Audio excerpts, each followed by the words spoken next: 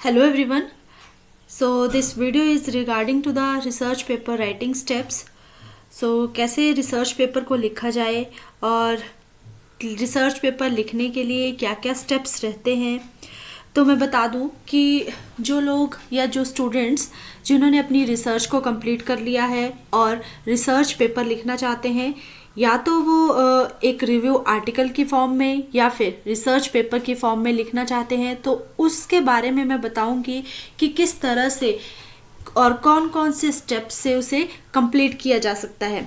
तो सबसे पहला जो स्टेप रहता है कि रिसर्च पेपर राइटिंग प्रोसेस में कौन कौन से सेक्शंस इन्वॉल्व रहते हैं। तो सबसे पहला सेक्शन रहता है एब्स्ट्रैक्ट। एब्स्ट्रैक्ट का मतलब है एक बिल्कुल शॉर्ट फॉर्म में जब आप पूरी की पूरी रिसर्च को एक लगभग 150 से 200 वर्ड्स में कंप्लीट कर रहे हैं या फिर उसे समराइज कर रहे हैं इस तरीके से कि वो आपके पूरे रिसर्च पेपर की फाइंडिंग्स को कंक्लूड करे, तो उसे एब्स्ट्रैक्ट कहा जाएगा। तो जो आपका एब्स्ट्रैक्ट रहता है उसमें क्या क्या चीज़ें इन्वॉल्व रहेंगी। सबसे पहले किस पर्टिकुलर टॉपिक पे आपकी प्रॉब्लम है उसे लिखिए। उसके बाद कौन सी मेथड से आपने रिसर्च को कैरी आउट किया है, या फिर उस जिसे आप कह सकते हैं मटेरियल्स एंड मेथड्स क्या रहे हैं आपकी रिसर्च पेपर के रिगार्डिंग। देन क्या फाइंडिंग्स आपने कंक्लूड की हैं, क्या क्या आपके जो रिजल्ट्स आए हैं अपने मटेरियल्स और मेथड्स को इंक्लूड करके। तो उसका जो थर्ड लाइन होगी वो आप इसे इसमें कंक्लूड कीजिए कि आपके जो रिजल्ट्स रहे क्या रहे, या फिर आपका जो बेटर ट्रीटमेंट्स था वो क्या था। देन जब आपने इन तीनों चीज़ों को कंप्लीट कर दिया, सबसे पहले आपने अपनी प्रॉब्लम के बारे में लिखा कि क्या आपका जो इंट्रोडक्शन थी, इंट्रोडक्शन में आपका किस तरह का बेस था, कि आपने कौन से रिसर्च पे काम किया है। देन मटेरियल मेथड, उस रिसर्च को कैरी आउट करने के लिए कौन से मटेरियल्स को यूज़ किया है, कौन सी मेथडोलॉजी को यूज़ किया है। देन फाइंडिंग्स क्या थी आपकी जो रिसर्च पेपर के रिगार्डिंग आपने निकाली हैं। देन उसके बाद आप कंक्लूजन लिखिए एक बिल्कुल सिंपल सी लैंग्वेज में, ताकि उसमें सारे के सारे जो एब्स्ट्रैक्ट है उसमें समराइज़ हो जाए कि आपकी जो रिसर्च था उसका प्रॉब्लम क्या था और उसकी जो फाइंडिंग्स थी, और यानी कि उसमें क्या कंक्लूड आप लोगों ने किया है। तो इस तरह से जो एब्स्ट्रैक्ट रहेगा वो लगभग 150 से 200 वर्ड्स का रहेगा। सेकेंड पार्ट जो इंक्लूड रहता है वो आपका इंट्रोडक्शन पार्ट रहता है। तो इंट्रोडक्शन पार्ट में सबसे पहले आप सिग्निफिकेंस लिखिए अपनी रिसर्च की। मान लीजिए आपने एक पर्टिकुलर टॉपिक पे रिसर्च की है, दैट कि what is the integrated nutrient management practices और integrated nutrient management practices in cabbage. तो इस तरह से अगर आपने एक पर्टिकुलर टॉपिक पे रिसर्च कैरी आउट की है तो उसके बारे में लिखिए, उसके कंटेक्स्ट में लिखिए कि कैबेज क्या है, कैबेज कौन सी क्रॉप है, या फिर कोई भी वेजिटेबल है, या किसी का कोई और अदर एस्पेक्ट है रिगार्डिंग टू द रिसर्च। तो उसके बारे में लिखिए, उसके कंटेक्स्ट के बारे में लिखिए। फिर उसके बारे में आप रिसर्च क्यों करना चाह रहे हैं, यानी कि आपका रिसर्च करने का जो मोटिव है वो क्या है।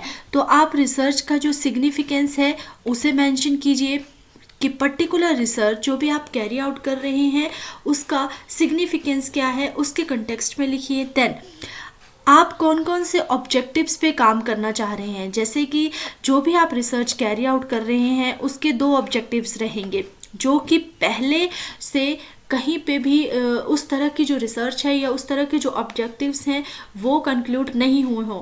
तो आप अपने अपनी रिसर्च में से 2 ऑब्जेक्टिव्स या फिर 3 ऑब्जेक्टिव्स को फाइंड आउट कीजिए। अब आपका मेन मोटिव क्या रहेगा कि आपने उन ऑब्जेक्टिव्स पे ही काम करना है।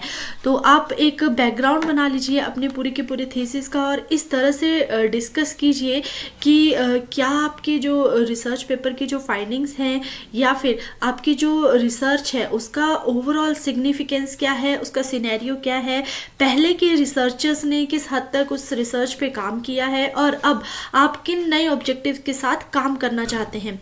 देन थर्ड पार्ट जिसे कि मैंने बताया जो आपका इंक्लूड होता है वो आपका रहता है मटेरियल्स और मेथड्स में।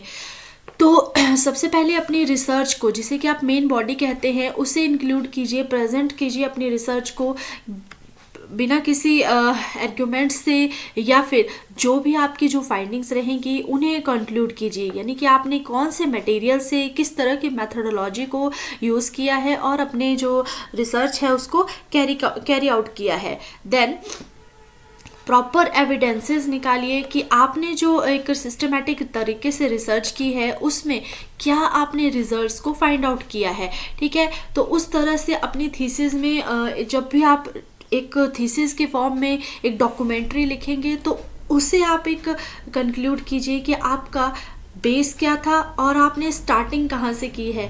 तो उस टॉपिक पे ऊपर अपने पूरे सेंटेंस को, अपनी पूरी थीसिस को कंक्लूड कीजिए। उसके बाद अगर आप रिजल्ट्स को जो है, जो भी आप रिजल्ट्स फाइंड आउट कर रहे हैं अपने रिसर्च से रिलेटेड, तो आप रिसर्च में से कोई ना कोई आपको फिगर्स रहेंगे या कोई ना कोई डाटा रहेगा जिससे आप अपने रिजल्ट्स को कंक्लूड करेंगे। तो एक फॉर्मल टोन में उसे लिखिए, यानी कि एक इस तरीके से लिखिए ताकि आपको बिल्कुल भी डिफ़िकल्टी ना हो किसी भी तरीके के रिसर्च पेपर को लिखने के लिए। देन फोर्थ जो पार्ट रहता है वो रहता है कंक्लूजन। जैसे कि जितनी भी फाइंडिंग्स आपने थर्ड सेक्शन में कंप्लीट की उन्हें आप समराइज़ कीजिए, एक लगभग 400 वर्ड्स में समराइज़ कीजिए। उनमें की पॉइंट्स मेंशन कीजिए कि आपके जो रिजल्ट्स थे कौन से पर्टिकुलर ट्रीटमेंट से, कौन से पर्टिकुलर रिएक्शन का आपका बेटर ट्रीटमेंट का एक अच्छा रिजल्ट्स निकला, उसे नोट डाउन कीजिए, उसे लिखिए। और उसके बाद उस पर्टिकुलर जो सिग्निफिकेंस क्या रहा, मान लीजिए आपकी 4 तरह की ट्रीटमेंट्स रहती हैं, T1, T2, T3, T4, T5, T6 और T7। तो इसमें से मान लीजिए 5वीं नंबर की ट्रीटमेंट की जो भी थी, जो भी आपकी ट्रीटमेंट रहेगी या जो भी आपका रिसर्च पेपर का मोटिव रहेगा, तो 5वीं नंबर की अगर ट्रीटमेंट बेस्ट थी तो वो क्यों बेस्ट थी और उसका सिग्निफिकेंस क्या है कि वो बेस्ट रही है। तो इस सब को लिखने के लिए आपको बहुत सारे रिसर्च पेपर्स को या औरों की रिसर्च को भी फॉलो करना पड़ेगा, ताकि आप जो है उसमें से ये फाइंड आउट कीजिए कि वो उनका जो लैक था या उनकी जो नोवेलिटी थी पर्टिकुलर रिसर्च पेपर को लिखने के लिए वो क्या थी, और उनकी जो रिसर्च में जो एक अप्रोच, जो एक नोवल अप्रोच, जैसे कि आप कहेंगे कि एक बहुत ही अच्छा रिजल्ट जो उन्होंने फाइंड आउट किया और आपकी रिसर्च में उससे बेटर क्या परफॉर्मेंस थी उस रिसर्च के अकॉर्डिंगली, उस रिजल्ट के अकॉर्डिंगली, तो उसे मेंशन कीजिए। देन अवॉइड कीजिए कि कोई भी नई इंफॉर्मेशन उस पर्टिकुलर कंक्लूजन में नहीं देनी है। जो भी आपका फाइंडिंग है उसी के रिगार्डिंग आपको कंक्लूड करना है। तो जितने भी रिसर्च पेपर्स रहते हैं उनमें सबसे इम्पॉर्टेंट रहता है कि चूज़ अ टॉपिक, यानी कि रिसर्च पेपर को कैसे लिखा जाए। तो ये स्टेप्स तो मैंने तब बताया आपको जब आप राइटिंग स्टेप में जा रहे हैं। ये आपके की सेक्शंस रहेंगे रिसर्च पेपर को लिखने के लिए। अब फर्स्ट टॉपिक जो आपका जो रहता है, फर्स्ट स्टेप जो है वो है आपका चूज़ अ टॉपिक, यानी कि एक अप्रोप्रिएट और एक रेलिवेंट टॉपिक अपनी स्टडी के अकॉर्डिंगली आप उसको बेस बनाइए और उसे सिलेक्ट कीजिए कि आप इस पर्टिकुलर टॉपिक पे काम करना चाह रहे हैं, इस पर्टिकुलर फील्ड में, जिस भी आप पर्टिकुलर फील्ड की आपकी मास्टर्स रहेगी। देन इंश्योर कीजिए कि वो जो टॉपिक है, जो भी आपने टॉपिक लिया है वो स्पेसिफिक टॉपिक है और कहीं पे भी उस तरह की रिसर्च जो है वो कैरी आउट नहीं की गई है, यानी कि उसका कोई ना कोई एक ऐसा पोर्शन रहना चाहिए जो आपका जो पहले से कहीं पे भी कंक्लूड नहीं किया गया हो। देन सेकंड रहेगा कि रिसर्च कैरी आउट करना और डेवलप अ थीसिस स्टेटमेंट, यानी कि जो भी आपने एक टॉपिक को सिलेक्ट किया, उसे सेलेक्ट करने के बाद आप एक थीसिस के स्टेटमेंट में उस पूरे के पूरे टॉपिक को लेके आइए। तो सबसे पहला जो स्टेप रहेगा वो रहेगा gather a relevant literature and sources related to your topic, यानी कि सबसे पहले आप एक पर्टिकुलर जिसे कि आप कहेंगे एक लिटरेचर, एक पर्टिकुलर सर्वे कीजिए किसी भी पर्टेनिंग टू योर टॉपिक। तो आप उस सर्वे में या फिर उस लिटरेचर सर्वे में सारी की सारी इंफॉर्मेशन को गैदर कीजिए जो भी आपकी रिसर्च से रिलेटेड हो या फिर जो पहले से कंडक्ट की गई हो एक पर्टिकुलर टॉपिक पे, जिससे आपको क्या होगा कि आपको अंडरस्टैंडिंग मिलेगी एक पर्टिकुलर रिसर्च को लिखने के लिए जो पहले से कंक्लूड नहीं की गई हो, यानी कि जो रिसर्च को आपको फॉरवर्ड कर सके, यानी कि ऐसी रिसर्च आप लिखिए जिससे कि आप आगे तक यानी कि अपनी फील्ड में आगे तक उसे लेके जा सकें। तो आप कैसे रिसर्च पेपर की तरफ जाएंगे, तो आपके क्या क्या बेस्ट सोर्सेज रहेंगे रिसर्च पेपर को लिखने के लिए।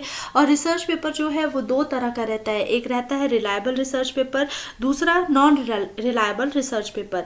तो आप कैसे डिफ्रेंशिएट करेंगे कि एक रिसर्च पेपर या एक जो सर्वे आपने किया है किसी भी लिटरेचर के ऊपर, वो रिलायबल सर्वे है, रिलायबल सोर्स है आपकी रिसर्च से पर्टेनिंग, या फिर नॉन रिलायबल सोर्स है। तो अगले स्टेप पे मैं मूव करने से पहले बता दूं कि इस वीडियो में हम इस तरह के बारे में जानेंगे कि कैसे हम सर्च करें, कैसे डाउनलोड करें रिसर्च पेपर को पर्टिकुलर रिसर्च सर्वे के लिए। तो आपको गूगल स्कॉलर पे जाना है। सबसे पहले गूगल स्कॉलर में आप टॉपिक को टाइप कीजिए, अपने कुछ टॉपिक जो भी आपका रिसर्च का टॉपिक है उसे टाइप कीजिए, ठीक है। तो जब आप टॉपिक को टाइप कर रहे हैं तो एक नॉर्मल गूगल रिसर्च में बहुत सारा कंटेक्स्ट आएगा, जिसमें कि आपने लिखा होगा कि जैसे scholar.google.com में scholar.google.com पे आप रिसर्च पेपर पे जिस भी पर्टिकुलर रिसर्च के रिगार्डिंग टॉपिक पे सर्वे करना चाहते हैं या फिर लिटरेचर ढूंढना चाह रहे हैं, तो वहाँ पे आप जाइए, उसे लिखिए और फिर एक रेलिवेंट पेपर बनाइए। तो शॉर्ट कीजिए जितना भी, मान लीजिए आप लिटरेचर सर्वे पे जा रहे हैं, यहाँ पे आपने गूगल स्कॉलर पे एक साइट ओपन की, गूगल स्कॉलर पे आप जा रहे हैं, यहाँ पे आपने टाइप टेक्स्ट किया, की पॉइंट्स को लिखा कि आप कौन सी पर्टिकुलर रिसर्च के रिगार्डिंग आप डाटा को, इंफॉर्मेशन को गैदर करना चाह रहे हैं। तो यहाँ पे आपके पास नंबर ऑफ रिसर्च पेपर्स आ जाएंगे जो आपके इंफॉर्मेशन के पर्टेनिंग रहेंगे। बट अब आपने कैसे इन रिसर्च पेपर्स को एक रिलायबिलिटी की सोर्स की तरफ लेके जाना है, तो सबसे पहले आप क्या कीजिए, एक ईयर वाइज इनको अरेंज कीजिए। यहाँ पे ऑप्शंस रहते हैं कि ईयर वाइज अरेंजमेंट, यानी कि आप शॉर्ट कीजिए पेपर को, उन पेपर्स को डेट के अकॉर्डिंगली, ईयर के अकॉर्डिंगली, या फिर कोई और तरीका रहेगा तो उसके अकॉर्डिंगली अब आप इनको शॉर्ट कर सकते हैं। उसके बाद आप क्या करिए, जब आपने पर्टिकुलर रिसर्च पेपर्स या फिर लिटरेचर को ढूंढ लिया है, ठीक है, तो आप उनके टाइटल्स को देखिए, उनके टाइटल्स को अच्छे से पढ़िए कि उनकी जो टाइटल का जो मेन मोटिव था, यानी कि उनकी जो रिसर्च थी, उनकी नोवेलिटी क्या थी, वो किस पर्टिकुलर टॉपिक पे काम करना चाहते थे और क्या उन्होंने रिजल्ट्स को फाइंड आउट किया। तब पेपर्स को उसी तरह से अरेंज कीजिए, उनकी रेलेवेंस के बेस पे, जितने भी आपने रिसर्च पेपर यहाँ पे फाइंड आउट किए उन्हें रेलेवेंस के बेस पे रिसर्च कीजिए। तब आप साइटेशंस की तरफ जाइए। अब मैं बताऊंगी कि रेलिवेंट लिटरेचर और नॉन रेलिवेंट लिटरेचर का क्या मतलब है। जब आप साइटेशंस की तरफ जाते हैं, एक पर्टिकुलर रिसर्च पेपर है, तो यहाँ पे अभी जब आपने पेपर ओपन नहीं किया है तो यहाँ पे लिखा गया होता है कि एक नंबर ऑफ साइटेशंस, यानी कि कितनी बार उस पेपर को कंसिडर किया गया है और रिसर्चर्स के द्वारा। तो यहाँ पे जब आप लिखेंगे तो एक इंडेक्स आपको आएगा रिसर्च पेपर का। मान लीजिए 93 नंबर ऑफ टाइम्स, यानी कि एक रिसर्च पेपर को 93 बार 93 टाइम्स उसे यूज़ किया गया है किसी और रिसर्चर्स के द्वारा। तो इट मीन्स वो एक अच्छा सोर्स है और वो पेपर जो है आपकी काफ़ी हेल्प कर सकता है और ये आपको एक इंटरेस्टिंग बना सकता है अपनी रिसर्च को कैरी आउट करने के लिए। तब आप फिर दूसरे पेपर की तरफ जाइए, उसकी भी साइटेशंस को काउंट कीजिए, ठीक है। और एक तो ये सोर्स है कि उसमें साइटेशंस कितनी रहती हैं, तो वो आपका रिलायबल सोर्स रहता है रिसर्च पेपर का।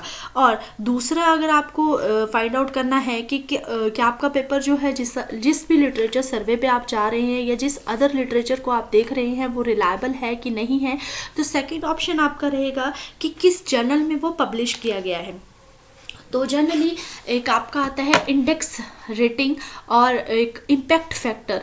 तो रेटिंग क्या है अलग अलग जर्नल्स की, उनके अकॉर्डिंगली आप जो पेपर है उसको सॉर्ट कर सकते हैं, रिलायबिलिटी की ओर लेके जा सकते हैं। तब आप उस पेपर को डाउनलोड कीजिए जो भी आपका रिलायबल सोर्स रहेगा। देयर आफ्टर जो मैंने लिटरेचर सर्वे की बात की जो कि सेकंड स्टेप में इंक्लूडेड था, ठीक है। तो सेकंड स्टेप में जहाँ पे लिटरेचर सर्वे की बात कर रही हूँ तो उसमें रिलायबिलिटी की ओर कैसे जाएगी, एक अच्छा रिसर्च पेपर जिससे कि आपको अपने रिसर्च को कैरी आउट करने के लिए अपने रिसर्च पेपर को लिखने में कितनी हेल्प मिल सकती है। देन थर्ड जो आपका पॉइंट रहता है रिसर्च पेपर राइटिंग के स्टेप की तरफ, तो वो रहता है आउटलाइन योर पेपर, यानी कि create a structured outline that organizes your ideas logically, includes sections like introduction, literature survey, methodology, results, discussion and conclusion।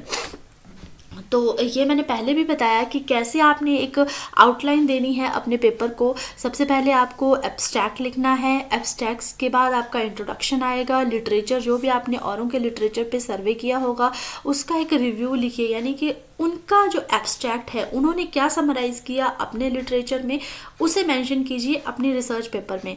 Then आपने कौन से मटेरियल और मेथड से अपनी रिसर्च को कैरी आउट किया है। देयर आफ्टर आप डिस्कशन कीजिए अपने रिजल्ट्स की कि क्या आपकी बेटर फाइंडिंग थी, कौन से मेथड से आपका कौन सा पर्टिकुलर ट्रीटमेंट जो है वो बेस्ट रहा। तो उसे जब आप डिस्कस करेंगे औरों की रिसर्च को, यानी कि औरों के लिटरेचर को देखते हुए, और फिर उसे आप कंक्लूड करेंगे, तो ये आपके एक पेपर की जो है एक आउटलाइन रहती है। उसके बाद आउटलाइन के बाद आप एक पेपर को लिखना कैसे स्टार्ट करेंगे, तो ये तो आपकी आउटलाइन थी। उसके बाद जो 4 स्टेप रहेगा उसमें प्रॉपरली इंट्रोडक्शन को मेंशन कीजिए कि आपका जो ब्रीफली सेंटेंसाइज कीजिए, एक ब्रीफ इंट्रोडक्शन दीजिए अपने लिटरेचर की और अपने रिसर्च टॉपिक के बारे में। फिर लिटरेचर पे एक रिव्यू लिखिए, अपनी मेथडोलॉजी को बिल्कुल एक सार में लिखिए ताकि वो एक कंटेक्स्ट दे कि पर्टिकुलर मेथड क्या था, उसका फॉर्मूला क्या था, उसको कैरी आउट कैसे किया गया, उसका फुल प्रोसीजर दीजिए। देन रिजल्ट्स को भी पूरा आउटलाइन कीजिए, यानी कि प्रॉपर फाइंडिंग्स का डाटास को दीजिए, फिगर्स को दीजिए, उनको लिखिए और औरों की रिसर्च से आपने अपनी फाइंडिंग्स को कैसे कंक्लूड किया उसके बारे में डिस्कशन कीजिए। देन अपने बेटर रिजल्ट्स को कंक्लूड कीजिए। तो यहाँ पे मैं बता दूँ कि आप अपने रिसर्च पेपर को जल्दी से जल्दी लिख सकते हैं, क्योंकि जितने भी रिसर्च पेपर्स रहते हैं वो आपको एक पर्टिकुलर रिसर्च कैरी आउट करनी पड़ती है किसी भी रिसर्च पेपर को लिखने के लिए। तो या तो आप एक यूनिवर्सिटी से किसी प्रोफेसर से, जब भी आप अपना मास्टर्स का प्रोग्राम कर रहे हैं, किसी प्रोफेसर्स को अप्रोच कीजिए, या फिर कौन से करंट टॉपिक्स हैं उनके ऊपर जो है अक्रॉस द वर्ल्ड जो रिसर्च हो रही है उन पेपर्स को पढ़िए। देन रीड करिए रिसर्च पेपर्स को कि क्या क्या उनमें कमियां थी और क्या उनकी नोवेलिटी थी। देन आपके पास बहुत सारे पेपर्स मिलेंगे, उनको रीड डाउन कीजिए और एक नैरो कीजिए, यानी कि बहुत सारे पेपर्स जब आप पढ़ेंगे तो आपको बहुत कुछ सोचने को और बहुत सारी चीज़ें ऐसी मिलेंगी जो आपके पेपर्स में आपको हेल्प कर सकती हैं या फिर जो आपकी रिसर्च में हेल्प कर सकती हैं। तब आप क्या करिए कि नैरो डाउन कीजिए उन सारे के सारे रिजल्ट्स को, एक लाइन में लिखिए अपने लिए कि आप औरों के रिजल्ट से क्या समझते हैं, उन्होंने किस तरह से फाइंडिंग्स को कंक्लूड किया है। तो आप जब भी एक्सपेरिमेंटल रिसर्च करेंगे, या तो आप थ्योरेटिकल रिसर्च करेंगे या एक्सपेरिमेंटल रिसर्च करेंगे, तो एक ऐसी रिसर्च करेंगे जो कि नोवेल हो, यानी कि जो रिसर्च की फील्ड में एक कंट्रीब्यूशन दे पर्टिकुलर रिसर्च के लिए। तो उस तरह से आप राइटिंग करेंगे रिसर्च पेपर की, यानी कि आप पूरा का पूरा इन्वेस्टिगेट करेंगे अपने रिसर्च को, अपने पर्टिकुलर टॉपिक को, जो भी आपने सर्वे कंडक्ट किया होगा आप अपनी रिसर्च को शेयरिंग करेंगे अदर फाइंडिंग्स के साथ, उनको कंक्लूड करेंगे। तब आप एक कन्वेंशनल रिपोर्ट स्ट्रक्चर बनाएंगे। कन्वेंशनल रिपोर्ट स्ट्रक्चर का मतलब है एक रिसर्च पेपर की फॉर्म में उसे लेके आएंगे। देन नेक्स्ट स्टेप आपका रहता है रिवाइज एंड एडिट। रिवाइज और एडिट का मतलब है कि जब आपने एक रिसर्च पेपर लिख लिया है, यानी कि राइटिंग कर ली है, तो उसकी क्लैरिटी की तरफ जाइए, ठीक है, उसके लॉजिकल फ्लो की तरफ जाइए कि क्या जो भी आप रिसर्च कैरी आउट आपने की है वो एक अच्छे फॉर्म में है, एक लॉजिकल फॉर्म में है, उसकी एक स्टोरी लाइन बन रही है या नहीं बन रही है। देन ग्रामर्स की चेक कीजिए, पंक्चुएशंस को चेक कीजिए और उसकी जो राइटिंग स्टाइल है पेपर का उसे चेक कीजिए। मान लीजिए आप एक पर्टिकुलर जर्नल में रिसर्च पेपर को लिखना चाहते हैं, तो उस रिसर्च पेपर को लिखने के लिए उस जर्नल्स में क्या क्या उसके जो रिक्वायरमेंट है उन्हें फॉलो कीजिए। देयर आफ्टर आप प्रॉपर एडिटिंग कीजिए उस जर्नल स्टाइल के अकॉर्डिंगली अपने पेपर को। देन नेक्स्ट स्टेप रहता है फाइनलाइज द फॉर्मेट। उसके बाद आप जितने भी रिक्वायरमेंट यहाँ पे फुलफिल कर रहे हैं फॉर्मेट कीजिए अपने पेपर को, और एक इंस्ट्रक्टर या फिर जर्नल के इंस्ट्रक्टर के अकॉर्डिंगली उसकी प्रूफ रीडिंग करवाइए। प्रूफ रीडिंग का मतलब रहता है एरर फ्री रहता है आपका, जब आपका जो रिसर्च पेपर होगा वो उसमें किसी भी तरह का एरर नहीं होगा, यानी कि वो रेडी होगा सबमिशन के लिए किसी भी पर्टिकुलर जर्नल में। तो प्रूफ रीडिंग का मतलब यही रहता है।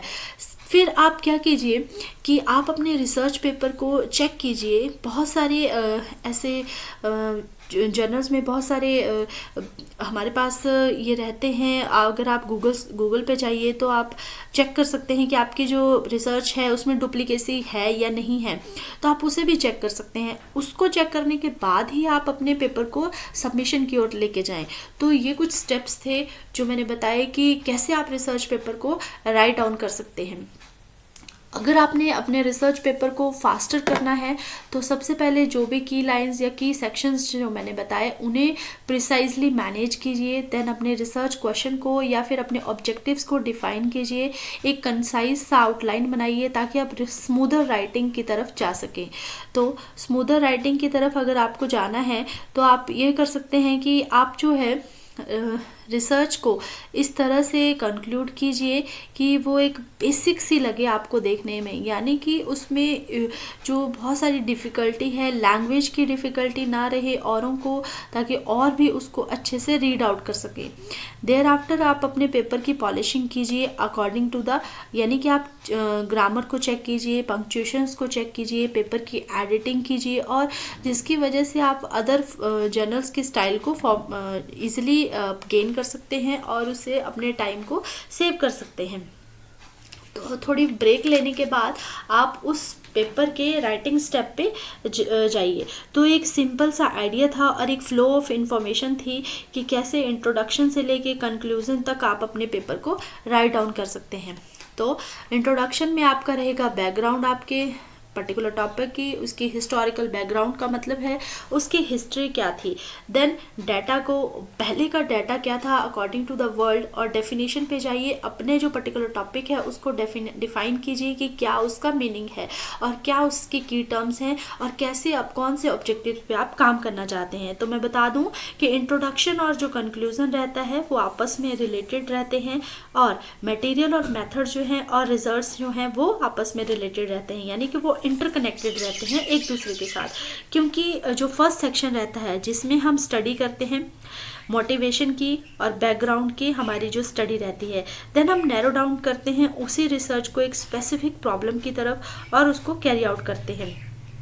उसी तरह से अगर मैं कंक्लूज़न की बात कर लूँ तो कंक्लूज़न में हम जो है अपनी फाइंडिंग्स को कंक्लूड कर रहे हैं, यानी कि क्या हमने अचीव कर लिया है और कम्युनिटी की तरफ या फिर एक सोशल बिहेवियर की तरफ और एक रिसर्च के ग्लोबल बिहेवियर की तरफ हम उसको कैसे कंट्रीब्यूट कर रहे हैं।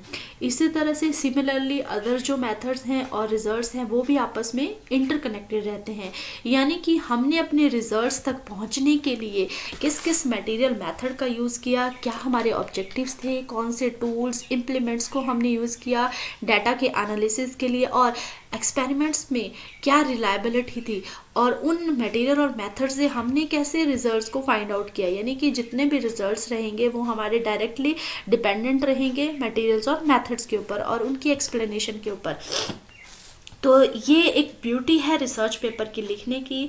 देन आप प्रॉपर साइटेशंस की तरफ जाइए। कंक्लूजन जब आप दे रहे हैं, अपने पर्टिकुलर ऑब्जेक्टिव को शेयर कर रहे हैं, अपनी फाइंडिंग्स को रिव्यू कर रहे हैं और रिकमेंड कर रहे हैं कि फ्यूचर में इस तरह का अगर काम किया जाएगा तो वो रिसर्च को अच्छी फील्ड की तरफ लेके जा सकता है, एक ग्लोबली उसको डाटा को हम शेयर कर सकते हैं। तो उसके बाद आप साइटेशंस की तरफ जाइए कि कैसे आपने ब्यूटीफुली साइट करना है, यानी कि कैसे रेफरेंसेस लिखने हैं एक प्रॉपर स्टाइल में। तो अवॉइड कीजिए कि कोई भी प्लेजरिज्म, जैसे कि मैंने बात की ही डुप्लीकेसी की, तो डुप्लीकेसी आपकी रिसर्च में बिल्कुल भी नहीं होनी चाहिए।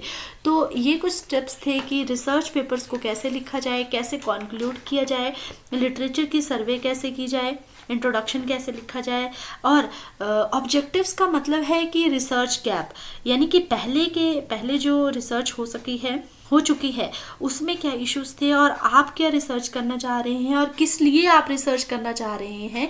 यानी कि आपका जो रिसर्च गैप है पहले के रिसर्च में और आपके गैप में, उसको आप नैरो डाउन कर रहे हैं, यानी कि उसके ऊपर काम कर रहे हैं।